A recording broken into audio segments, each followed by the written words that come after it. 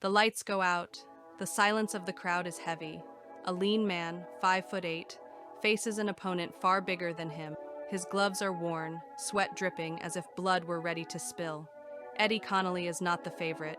He never was.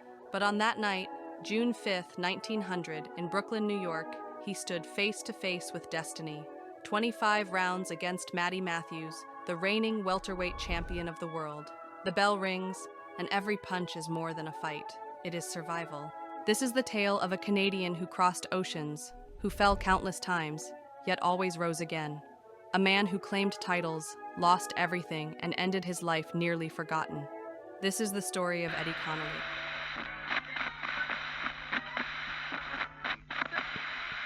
St. John, New Brunswick, Canada, late 19th century.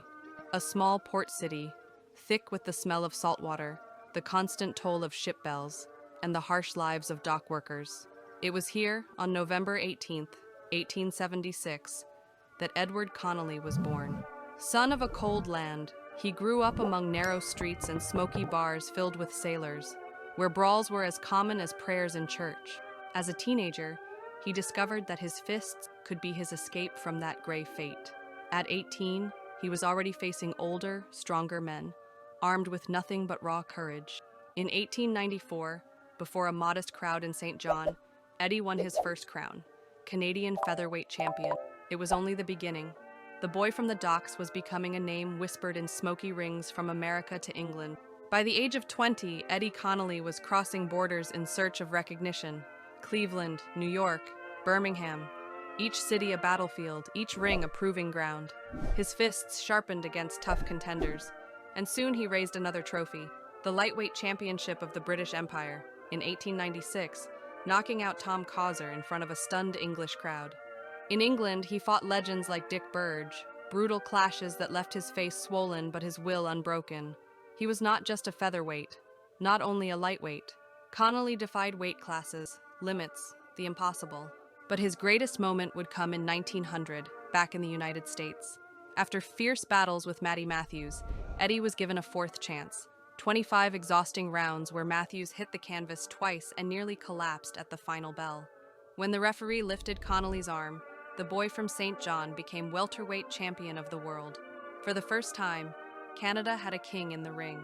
Yet Eddie's glory was fleeting. Just 2 months later, he faced Rube Ferns. The crowd expected another spectacle, but Connolly's body already carried invisible scars. In the 15th round, after absorbing heavy shots to the ribs, he lifted his hands in surrender. His corner threw in the towel. The champion was defeated.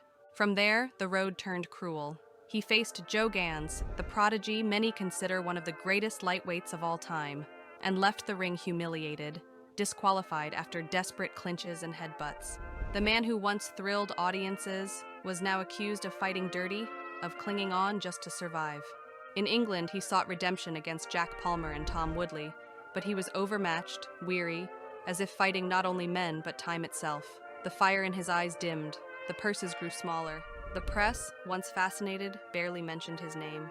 Back in America, Eddie Connolly was no longer the same.